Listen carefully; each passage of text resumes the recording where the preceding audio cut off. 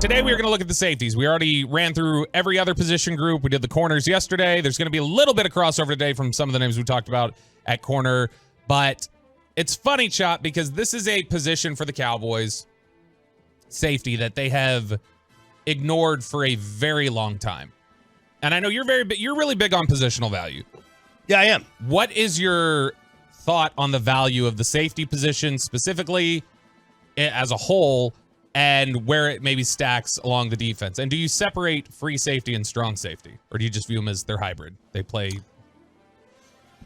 It's changed over the last couple of years. I think you have to separate free and strong, because strong is much more glorified linebacker. You're playing more in the box. Your run defense matters a lot more there. You're playing definitely a lot more. You're essentially a hybrid linebacker. And so you're asked to do some different things. You're still asked to cover in a lot of instances, but the free safety definitely is the one that needs more range. But when you look at roster value, what value do you place on safety? It's not, I would say probably mid-pack. I don't think it's super low, like where you would have running back or maybe like linebacker or something. But it's and it's not nearly as high as these skill positions. Yeah, or corner, edge rusher. Right. No. So it's probably, let's see, it's. What would we say? Edge is higher and corner's higher. So I was going to say, for you, would you say linebacker is lower than safety? I think it's on the same. No, strong safety is on the same. I think free safety is higher than linebacker. We'll take it as a whole group then. Safeties. Would you say safeties is more valuable than linebacker? Yes, I would say more valuable. Defensive tackle? I would say more valuable. No, more valuable, yes, because they're more pass game than run game. Okay. All right. So safety. Ooh. Almost knocked over my coffee. That would have been good. Tim would be on you. I know he would. Safety comes in then for you right around middle of the pack then. That's good. Okay, so the Cowboys, though, this is a position they have routinely neglected. I would say they've invested more and more consistently in those three positions that you value less. Linebacker, defensive tackle, and running back, I think they've invested in more frequently than safety. Yes. I mean, they have gotten ripped for ignoring the position as long as they did. And the times where they've tried to make a move for it, they almost overpaid when it was Earl Thomas and Jamal Adams. They would have gotten burned by those moves. They have been saved by a 6th-round pick out of Texas A&M, a bargain bin free agent who they had no intention of, I think, having any sort of long-term plans for, and a late training camp addition coming off an Achilles tear who everybody had written off as a first-round pick bust. And those names obviously are Donovan Wilson, Jayron Kearse, and Malik Hooker. As stable as a group as this team has had at safety in a really long time. Yeah. And PFF recently did their rankings, or Sam Monson did, I think. Did his rankings. You like him or not? I do not like Sam Monson. Did his rankings of the safeties, like the top 32 safeties in the NFL. And the Cowboys had their 3 safeties were all in the top 30. And had mentioned that, the Cowboys may have the most stable collection of safeties. And right now on their roster, they have 6 guys, if you count Israel Mukuamu moving over to corner. They have 6 true safeties, and they like all of them. Donovan Wilson, Jayron Kearse, Malik Hooker, who we already mentioned. Then you've got 3 undrafted guys that they've cobbled together over the last couple of years. Wanye Thomas out of Georgia Tech. Tyler Coyle, guy out of Purdue who they've had in for the last couple of years. I remember Tyler Coyle. He is so fast. He made a play to the sideline last year in some DB drills, and Malik Hooker was trying to chase him, and he goes, damn, 4.4. Because he's just got that 4.4 speed. Yeah. And he can run to the sideline, catch anybody. He's been kind of a practice squad guy, but somebody who has some decent ability, has some good traits. And then Marquise Bell. And Marquise Bell is probably the most fascinating of the 3 safeties they have behind their starters, because that's somebody that I think they're grooming for Jayron Kearse's role. Because Jayron Kearse was somebody who, let's be honest, probably a little bit of a misfit. You think so? Like for his career before he got to Dallas, somebody who was considered, you're just a special teamer, you're not really a starter. Went to Minnesota, Detroit, 7th-round pick out of Clemson. I remember there was a lot of criticism of him when he was coming out of Clemson, that people thought he was a lazy player. He's been anything but here. He is the heart and soul of that defense. Yeah, it's honestly, I know a lot of people would want to say it's Micah or DeMarcus Lawrence or whatever else. Yeah. It's Jayron Kearse. Let me ask you That's this. their leader. Have teams started to take? Because I always, because we know that like sometimes they'll take a safety and move them to linebacker. Yep. Have teams done enough taking corners and moving them to safety?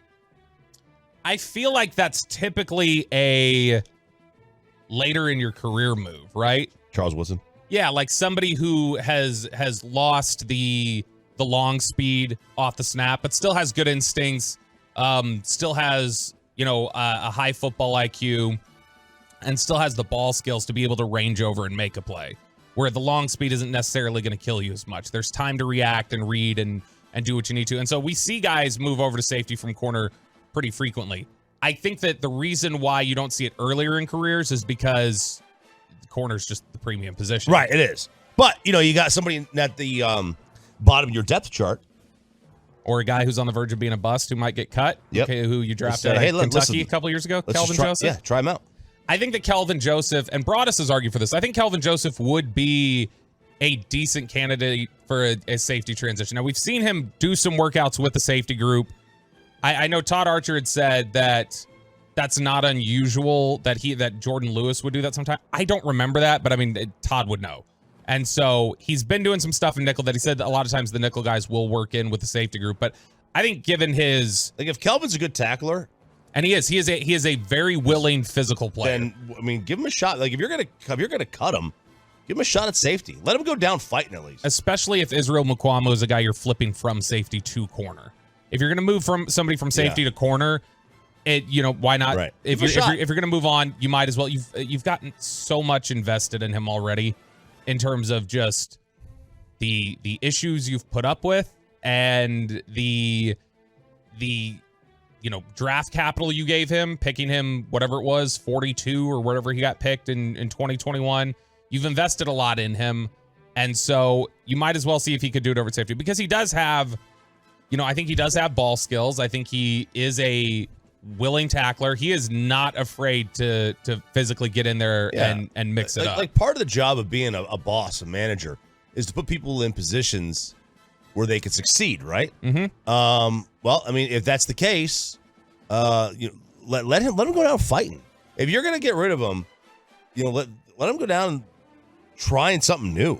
If he's not gonna be a corner, and it's clear that he's not a corner, give him a shot. Marquise Bell, back to him really quickly, since I had mentioned, I think that's the most interesting one. He is a big safety. He is 6'3", 205. It's his second year out of Florida A&M. He was an undrafted free agent. That's the guy they want to be Jayron Kearse eventually, because they love Kearse, but Kearse is a very specific skill set and what he does. I mean, y'all, when you guys interviewed him last year, you remember you had asked him like, hey, do you remember your missed tackles? Mm-hmm. And he called out every play that he was credited with a missed tackle. 2, right? Yeah, but he remembered exactly which one. It was this game. It was this play. I did this. I messed this up. And so he is a very high IQ physical football player, which helps for being that hybrid that has to come into the box, maybe take away some of the safety stuff. Bell's the same way. He's not a great coverage guy, but he's somebody who can work within certain spaces and they hope has the size to be an impactful run defender. And so I think that with Jayron Kearse entering the last year of his deal, he is getting older. If they do decide to part with him after the season, which would be a lot, you're not just parting with a good player, you're parting with one of your real locker room leaders, then I think that Marquise Bell is the one that they would want to step in here. So even if Marquise Bell does not make this roster, Marquise Bell, I think they're going to try and keep here on the practice squad or whatever else. But you've already got 3 guys locked in. How many safeties are you comfortable carrying, Chop? Because they use 3 pretty frequently. So if somebody gets hurt, you need to have some sort of depth. So 4 might be tough, but would you just prefer to keep 4? That's normal? 4 is normal for most teams. Most teams don't play 3 safeties as much as Dallas and Dan Quinn do, though. Okay. Yeah, 4's fine. Okay. So if that's the case, if it's 4, I think they would keep Bell. Coyle would probably go to the practice squad, and then Wanye Thomas could go to the practice squad. But they like Thomas, Coyle, Bell. Like, you're going to hear a lot about them during training camp. Those are going to be guys that they like. And then obviously whatever they choose to do with Israel Mukuamu. Mukuamu might give them some cover. If they keep 4 safeties, they might say, well, Israel will keep him, and he'll be listed with the corner group, but he's somebody who we know can play safety. So we have technically 5 if we need it. And they believe, I think, that Deron Bland could play some safety in a pinch too if they needed that. Probably could.